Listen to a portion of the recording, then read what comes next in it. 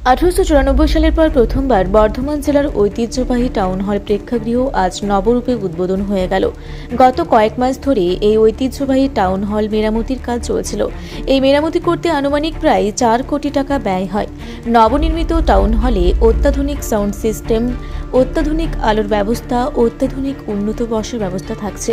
নবনির্মিত town hall উদ্বোধন করলেন পশ্চিমবঙ্গ সরকারের মন্ত্রী প্রদীপ মজুমদার। এছাড়াও উপস্থিত ছিলেন বর্ধমান দক্ষিণ কেন্দ্রের বিধায়ক খোকন দাস, বর্ধমান পৌরসভার চেয়ারম্যান পরেশচন্দ্র সরকার সহ নবনির্মিত টাউন হল নির্মাণ করার মূল কারিগর সৌমিত্র রায় সহ পৌরসভার কাউন্সিলররা এবং পৌরসভার আধিকারিকরা।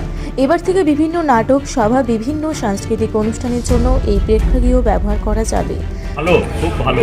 এবং এই যে ঐতিহ্যটাকে ধরে রাখা, আজকে কি অনুষ্ঠান দিয়ে শুরু হলো বলুন? স্বাধীনতা সংগ্রামে আমাদের রাজ্যের মানুষের যে অবদান, আমাদের ভাষাভাষীর লোকেদের তখন যে সারা দেশের মানুষকে উদ্দীপ্ত করেছিল, আজকে সেই ভাষা কলুষিত হয়েছে। সেই মানুষগুলোকে অস্বীকার করছে কারা?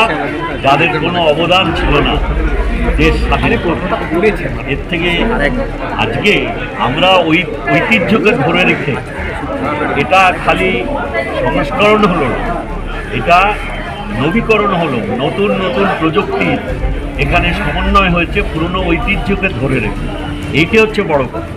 সেই প্রকৌশলীরা যারা এই কাজ করেছেন, পুরনো স্থাপত্যকে ধরে রেখে তার ভেতরে নতুন যা কিছু প্রযুক্তিগতভাবে উন্নত করা যায়, সেই সব উন্নতির ছাপ এখানে আছে। মানুষ সব রকমের পরিষেবা এখন যেসব নবীন প্রজন্ম তারা যে যে সুবিধে অন্য প্রেক্ষাগৃহে পেতে পারেন, সবই এখানে পাবেন। কিন্তু তার সঙ্গে সঙ্গে এখানে যখন মানুষ আসবে অনুষ্ঠান দেখতে বা অনুষ্ঠান করতে, তাদের সেই পুরনো ঐতিহ্যের কথা তারা অনেকভাবেই এখানে উপলব্ধি করবে।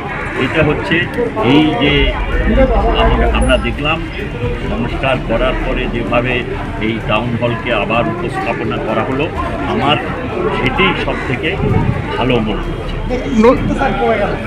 প্রজেক্ট কমলো, পুরোনো প্রজেক্টগুলোকে তো নতুন করে সংস্কার করা হচ্ছে। নতুন কি প্রজেক্ট হচ্ছে জেলার জন্য? না, সেটা দেখুন, এটা অন্য প্রাসঙ্গিকে কথা বলছি আমি, অন্য প্রসঙ্গে।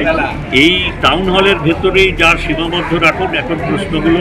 এখানে আমাদের বিধায়ক আছেন, অন্য আমাদের 2 সাংসদ আছেন, তারা বলবেন এখানে যে শহরে কিছু কিছু যেসব উন্নয়নের কাজ হয়েছে সেগুলোর সম্বন্ধে যারা এখনও যেগুলো মানুষের চোখের সামনে আসেনি, সেই সম্বন্ধে তো আমাদের এই সদরের যিনি বিধায়ক আছেন শ্রী খোকন দাস, তিনি তার বক্তব্যে কিছু উল্লেখ করেছেন। ভূমি এই মহান টাউন হল, আমাদের এই বোর্ড অফ কাউন্সিলার্স 22শে মার্চ 2022 আমরা ক্ষমতায় এসে প্রথমেই আমরা সিদ্ধান্ত নিয়েছিলাম সমস্ত বাধা বিপত্তি অন্তরায় দূর করেও নবরূপে টাউন হলকে আমরা সকলে সজ্জিত করব। এটা বোর্ড অফ কাউন্সিলর সকলে মিলে আমাদের সিদ্ধান্ত ছিল। প্রায় 4 কোটি টাকার মতো খরচ করে আজকে সবার সহযোগিতায়, সবার প্রচেষ্টায়, সবার আন্তরিক আবেগ এবং ভালোবাসায় এই নবরূপায়ণে টাউন হল আপনাদের সামনে আজকে আমরা দাঁড় করাতে পেরেছি।